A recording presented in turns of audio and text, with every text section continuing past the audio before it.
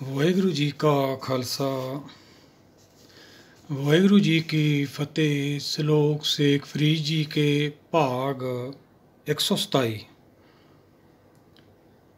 निवण सुअखर खवण गुण जेबा मणिया मंत ई त्रै पैणे वेस कर तां वस आवी कंत।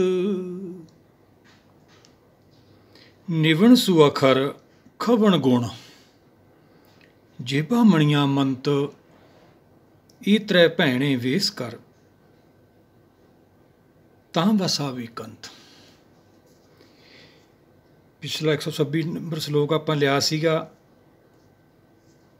ਉਹ ਵੀ ਆਪਾਂ ਨੂੰ ਬਾਬਾ ਫਰੀਦ ਜੀ ਨੇ ਸਤਿਗੁਰ ਨੇ ਕੀ ਸਮਝਾਇਆ। ਕਵਣ ਸੋ ਅਖਰ ਕਵਣ ਗੁਣ, ਉਹ ਅਖਰ ਸ਼ਕਤੀ ਦੇ ਸੱਚ ਦੇ ਕਿਹੜੇ ਗੁਣ ਨੇ, ਉਹ ਬਾਣੀ ਰਾਹੀਂ ਆਪਾਂ ਨੂੰ ਪਤਾ ਲੱਗਦਾ ਹੈ। ਮੂਲ ਮੰਤਰ ਭਾਵ ਮੂਲ ਤੋਂ ਅਸਲ ਮੰਤਰ ਵਿਧੀ ਸੱਚ ਦਾ ਗਿਆਨ, ਉਹ ਇੱਕ ਦੇ ਗੁਣਾਂ ਬਾਰੇ ਆਪਾਂ ਨੂੰ ਬਾਣੀ ਅਧਿਐਨ ਕਰਾਉਂਦੀ ਹੈ। ਉਹ 8 ਗੁਣ ਦੱਸੇ ਗਏ ਨੇ। ਉਹ ਅੱਗੇ ਆਪਾਂ ਜਪਜੀ ਸਾਹਿਬ ਲਵਾਂਗੇ, ਉਹਦੀ ਕਿਰਪਾ ਰਹਿਮਤ ਸ਼ੁਰੂ ਕਰਾਂਗੇ। ਉਹ ਗੁਣ ਨੇ ਅਖਰ ਦੇ। ਸੰਸਾਰ ਦੇ ਵਿੱਚ ਕਿੱਡਾ ਵੀ ਕੋਈ ਉੱਚਾ ਰੁਤਬਾ ਜੇ ਜੁਗਚਾਰੇ ਆਰਜਾਂ ਹੁਣ ਦਸੂਣੀ ਹੋਏ, ਨਵਖੰਡਾਂ ਵਿੱਚ ਜਾਣੀਏ ਨਾਲ ਚੱਲੇ ਸਭ ਕੋਏ। ਚੰਗਾ ਨਾਉ ਰਖਾਏ ਕੇ ਜਸ ਕਿਰਤ ਜਗ ਲੈ, ਜੇ ਤਿਸ ਨਦਰ ਨਾ ਆਵੀ ਤਾਂ ਬਾਤ ਨਾ ਪੁੱਛੇਗੇ। ਸੰਸਾਰ ਨੂੰ ਕਿਉਂ ਨਾ ਮੰਨਦਾ ਹੋਵੇ, ਚਾਰੇ ਯੁੱਗਾਂ ਦੀ ਉਮਰ ਹੁੰਦੀ ਤਾਂ ਨਹੀਂ ਹੈ, ਪਰ ਬਾਣੀ ਕਹਿੰਦੀ ਵੀ ਠੀਕ ਹੈ ਤੇਰੀ ਮੰਨ ਲਈ। ਪਰ ਜੇ ਉਹਦੀ ਨਜ਼ਰ ਹੀ ਨਹੀਂ ਹੋਈ, ਫਰੀਦਾ ਜੇ 100 ਵਰਿਆਂ ਜੀਵਣਾ ਤਖੇ ਦੀ ਕੀ ਖੱਟਿਆ, ਕੁਛ ਵੀ ਨਹੀਂ। ਆਪਾਂ ਕਮਾਈ ਕਰਨੀ ਹੈ, ਗੁਰਸਿੱਖ ਬਣਨਾ ਹੈ, ਗੁਰੂ ਘਰ ਜਾ ਕੇ ਸਿੱਖੀ ਅਪਣਾਉਣੀ ਹੈ।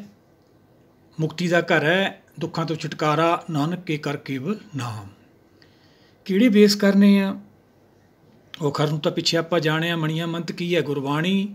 ਮਤ ਮੇ ਰਤਨ ਜਵਾਹਰ ਮਾਨਕ ਜੀ ਇੱਕ ਗੁਰ ਕੀ ਸਿੱਖ ਸੁਣੀ, ਗੁਰਾਂ ਇੱਕ ਦੇ ਬੁਝਾਈ, ਸਭਨਾ ਜੀਆਂ ਕਾ ਇੱਕ ਦਾਤਾ ਸੋ ਮੈਂ ਵਿਸਰ ਨਾ ਜਾਈ। ਕੀ ਮਣੀਆਂ ਮਤ ਬੁਝਾਉਂਦੀ ਹੈ, ਆਪਾਂ ਨੂੰ ਸਮਝਾਉਂਦੀ ਹੈ ਸਾਰੀ ਸ੍ਰਿਸ਼ਟੀ ਦਾ ਇੱਕ ਹੀ ਗੁਰੂ ਹੈ ਭਾਈ, ਸਭਨਾ ਜੀਆਂ ਕਾ ਇੱਕ ਦਾਤਾ। ਉਹਦਾ ਦਰਸ਼ਨ ਕਰਨਾ ਆਪਾਂ। ਇੱਥੇ ਤਾਂ ਸਾਰੇ ਦਾਤੇ ਬਣੇ ਬੈਠੇ ਨੇ, ਜਦੋਂ ਕਾਲ ਆਉਂਦਾ ਫਿਰ ਇੱਕ ਨਹੀਂ ਚੱਲਦੀ, ਫਿਰ ਹੱਥਾਂ ਪੈਰਾਂ ਦੀ ਪੈ ਜਾਂਦੀ ਹੈ, ਫਿਰ ਲੇਰਾਂ ਮਾਰਦੇ ਆ। ਨੱਚ ਨੱਚ ਹਾਸਾ ਚੱਲੇ ਸੋ ਰੋਏ, ਫਿਰ ਰੋਂਦੇ ਨੇ। ਨਹੀਂ ਭਾਈ, ਇਹ ਗਲਤੀ ਆਪਾਂ ਨਹੀਂ ਕਰਨੀ।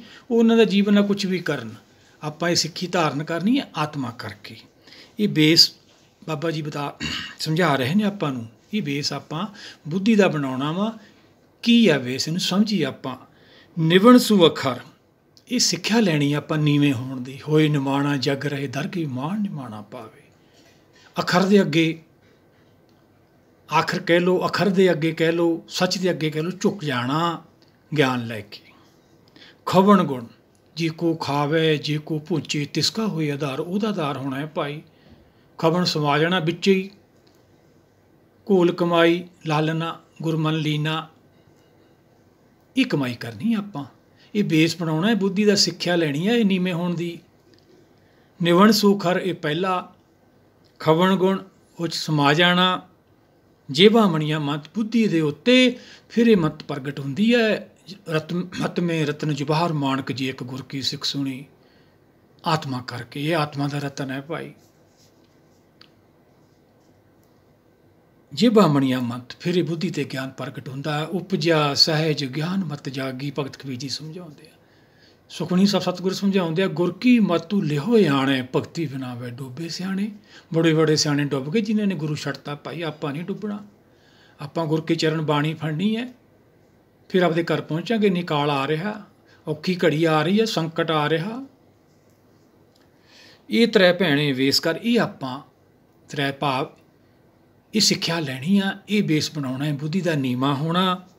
ਨੀਵੇਂ ਹੋ ਕੇ ਸਮਾ ਜਾਣਾ ਹੈ, ਫਿਰ ਇਹ ਬੁੱਧੀ 'ਤੇ ਪ੍ਰਗਟ ਹੁੰਦੀ ਹੈ ਮਣੀਆਂ ਮੰਨਤਾ। ਇਹੀ ਤਾਂ ਉਹ ਤੰਗੀ ਪਿਓ ਹਰੀ, ਇਹੀ ਤਾਂ ਗੁਰਮਤ ਹੈ, ਇਹੀ ਤਾਂ ਗੰਗਾ ਹੈ। ਗੰਗਾ ਕੀ ਲਹਿਰ ਮੇਰੀ ਟੁੱਟੀ ਜੰਜੀਰ, ਇਹ ਆਪਾਂ ਅਪਣਾਉਣੀ ਆ ਭਾਈ। ਇਹ ਤ੍ਰੈ ਭੈਣੇ ਵੇਸ ਕਰ, ਇਹ ਬੇਸ ਬਣਾਉਣਾ ਆਪਾਂ। ਇਹ ਸਿੱਖਿਆ ਲੈਣੀ ਹੈ ਗੁਰੂ ਘਰ ਜਾ ਕੇ। ਤਾਂ ਬਸ ਆਵੀ ਕੰਤ, ਫਿਰ ਮਨ ਬਸ 'ਚ ਆਉਂਦਾ ਭਾਈ। ਇਹ ਦੇਖ ਲਓ ਆਪਾਂ ਜੇ ਕਮਾਈ ਨਾ ਕੀਤੀ, ਪਿੱਛੇ ਆਪਾਂ ਸਲੋਕ ਵਿਚਾਰਿਆ, ਸਰਵਰ ਪੰਖੀ ਹੈਂਕੜੋ ਹੰਕਾਰ 'ਚ ਤੁਰਿਆ ਫਿਰਦਾ, ਫਾਹੀ ਵਾਲ 50 ਬੈਠੇ ਨੇ, ਫਿਰ ਸ਼ਿਕਾਰੀ ਪਛਾ ਲੈਣਗੇ। ਫਿਰ ਜੰਮਣ ਮਾਰਨ ਨੂੰ ਚਲੇ ਜਾਣਾ, ਕੀ ਖੱਟਿਆ ਭਾਈ, ਰਾਜਾ ਪਰਜਾ ਸੰਕਰ ਮਾਰੇ ਐਸੋ ਕਾਲ ਬਡਾਨੀ ਰੇ। ਨਹੀਂ, ਇਹ ਗਲਤੀ ਨਹੀਂ ਕਰਨੀ। ਕਬੀਰ ਮਾਨਸ ਜਨਮ ਦੁਲੰਭ ਹੈ, ਹੋਏ ਨਾ ਬਾਰੋ ਬਾਰ, ਜਿਉਂ ਬਨ ਵੱਲ ਪਾਕੇ ਪੋਏਂਗੇ ਬਹੁਰ ਨਾ ਲਾਗੇ ਡਰ। ਫਿਰ ਜਨਮ ਲੈਣ ਨੂੰ ਬਹੁਤ ਟਾਈਮ ਲੱਗ ਜਾਣਾ ਆਪਾਂ ਨੂੰ ਭਾਈ। ਇਹ ਹੁਣ ਆਪਾਂ ਗਲਤੀ ਨਹੀਂ ਕਰਨੀ, ਇਹ ਸਿੱਖੀ ਅਪਣਾਉਣੀ ਆਤਮਾ ਕਰਕੇ। ਆਪਾਂ ਸਰੀਰ ਕਰਕੇ ਤਾਂ ਸਾਰੇ ਪੂਰਨ ਮੰਨਦੇ ਆਪਾਂ ਭਾਈ। ਫਿਰ ਇਹ ਮਨ ਵਸ 'ਚ ਆਉਂਦਾ ਹੈ। ਬਾਣੀ ਮਨ ਨੂੰ ਵਸ ਕਰਨ ਦੀ ਵਿਧੀ, ਅਸੀਂ ਰੱਬ ਨੂੰ ਵਸ ਕਰਨ ਦੀ ਵਿਧੀ ਲੋਕਾਂ ਨੂੰ ਸਮਝਾਉਣ ਲੱਗ ਜਾਂਦੇ। ਮੂਰਖ ਹਾਂ ਅਸੀਂ, ਸਾਨੂੰ ਸਮਝ ਨਹੀਂ ਆਉਂਦੀ। ਬਾਣੀ ਮੂਰਖ ਨੂੰ ਸਮਝਾਉਂਦੀ ਹੈ, ਕਹਿੰਦਾ ਮੈਂ ਸਿਆਣਾ ਵਾਂ। ਸਹਿਜ ਸਿਆਣਪਾਂ ਲੱਖ ਹੋਏ ਤਾਂ ਇੱਕ ਨਾ ਚੱਲੇ, ਨਾਲ ਫਿਰ ਕਾਲ ਆਉਂਦਾ, ਇੱਕ ਨਹੀਂ ਚੱਲਦੀ, ਹੱਥਾਂ ਪੈਰਾਂ ਦੀ ਪੈ ਜਾਂਦੀ। ਇਹ ਕਮਾਈ ਕਰਨੀ ਹੈ ਭਾਈ ਆਪਾਂ, ਇਹ ਸਿੱਖੀ ਅਪਣਾਉਣੀ ਆ। ਦੁਬਾਰਾ ਫਿਰ ਆਪਾਂ ਵਿਚਾਰ ਲੈਂਦੇ ਹਾਂ। ਨਿਵਣ ਸੋ ਖਰ ਖਵਣ ਗੁਣ ਨੀਵਾਂ ਹੋਣਾ, ਸੱਚ ਦੇ ਅੱਗੇ ਝੁਕ ਜਾਣਾ। ਮਨ ਬੁੱਧੀ ਗਿਆਨ ਲੈ ਕੇ ਸੱਚ ਅੱਗੇ ਝੁਕ ਜਾਂਦੇ ਨੇ, ਫਿਰ ਦੇਵਲੋਕ ਪਹੁੰਚ ਜਾਂਦੇ ਨੇ। ਖਵਣ ਗੁਣ ਸਮਾ ਜਾਂਦੇ ਨੇ, ਗੁਣਾਂ ਦੇ ਵਿੱਚ ਸਮਾ ਜਾਂਦੇ ਨੇ। ਜੇਬਾਂ ਬਣੀਆਂ ਮੰਤ, ਫਿਰ ਇਹ ਮਤ ਪ੍ਰਗਟ ਹੁੰਦੀ ਹੈ, ਫਿਰ ਇਹ ਹਰਥਾਈ ਜਾਂਦੀ ਹੈ, ਫਿਰ ਸ਼ਬਦ ਬੋਧ ਹੁੰਦੀ ਹੈ। ਇਹ ਜਿੱਥੇ ਬਹਿ ਕੇ ਲਿਖੀ ਉੱਥੇ ਹੀ ਪਹੁੰਚਣਾ ਆਪਾਂ, ਦੇਵਲੋਕ। ਮਾਇਆ 'ਚ ਨਹੀਂ ਇਹਦਾ ਗਿਆਨ ਹੁੰਦਾ। ਮਾਇਆ ਧਾਰੀਆਂ ਨੂੰ ਇਹ ਸਮਝ ਨਹੀਂ ਆਉਂਦੀ ਹੁੰਦੀ। ਮਾਇਆ ਧਾਰੀ ਅੰਨਾ ਬੋਲਾ ਕਾਹਤੇ ਲਿਖਤਾ ਸਤਿਗੁਰਾਂ ਨੇ। ਅਸੀਂ ਅੰਨੇ ਬੋਲੇ, ਸਾਨੂੰ ਸੁਣਦਾ ਹੀ ਨਹੀਂ ਬਾਣੀ। ਜੇ ਸੁਣਦੀ ਹੁੰਦੀ ਥੋੜ੍ਹੀ ਬਾਣੀ ਦਾ ਪ੍ਰਚਾਰ ਹੋ ਰਿਹਾ ਭਾਈ, ਫਿਰ ਕਿਉਂ ਗਲਤੀਆਂ ਕਰਦੇ ਹਾਂ। ਨਹੀਂ, ਇਹ ਗਲਤੀ ਨਹੀਂ ਕਰਨੀ। ਜਨਮ ਬਾਰ ਬਾਰ ਨਹੀਂ ਮਿਲਦਾ। ਇਹ ਤ੍ਰੈ ਭੈਣੇ ਵੇਸ ਕਰਤਾਂ ਵਸ ਆਵੇ ਕੰਤ, ਫਿਰ ਮਨ ਵਸ ਆਉਂਦਾ ਹੈ। ਇਹ ਮਨ ਨੂੰ ਵਸ ਕਰਨ ਦੀ ਵਿਧੀ ਹੈ ਭਾਈ। ਗਿਆਨ ਕਾ ਵੱਧਾ ਮਨ ਰਹੇ, ਗੁਰ ਬਿਨ ਗਿਆਨ ਨਾ ਹੋਏ। ਗੁਰ ਸ਼ਬਦ ਤੋਂ ਬਿਨਾਂ ਗਿਆਨ ਨਹੀਂ ਹੋਣਾ, ਗਿਆਨ ਤੋਂ ਬਿਨਾਂ ਮਨ ਨੇ ਨਹੀਂ ਟਿਕਣਾ, ਮਨ ਟਿਕੇ ਤੋਂ ਬਿਨਾਂ ਕਾਲ ਨੇ ਨਹੀਂ ਛੱਡਣਾ। ਇੱਛਾ ਉਹੀ ਤਾਂ ਕਾਲ ਹੈ ਆਪਣਾ।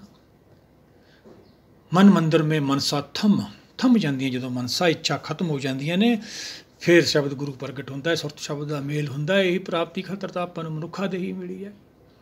ਜਿਹੜੀਆਂ ਬਾਹਰਲੀਆਂ ਕਹਾਣੀਆਂ ਨੇ ਇਤਿਹਾਸ ਸਮਝਣ ਖਾਤਰ ਹੈ, ਸਾਨੂੰ ਪ੍ਰਾਪਤੀ ਗੁਰਮਤਿ ਆ ਕੇ ਆਪਾਂ ਨੂੰ ਹੋਣੀ ਹੈ। ਆਓ ਸਾਰੇ ਮਿਲ ਕੇ ਆਪਾਂ ਵੀ ਇਹ ਵਿਚਾਰਧਾਰਾ ਨਾਲ ਜੁੜੀਏ, ਸਾਡਾ ਵੀ ਸੰਸਾਰ ਤੇ ਆਉਣਾ ਸਫਲ ਹੋਵੇ। ਵਾਹਿਗੁਰੂ ਜੀ ਕਾ ਖਾਲਸਾ, ਵਾਹਿਗੁਰੂ ਜੀ ਕੀ ਫਤਿਹ।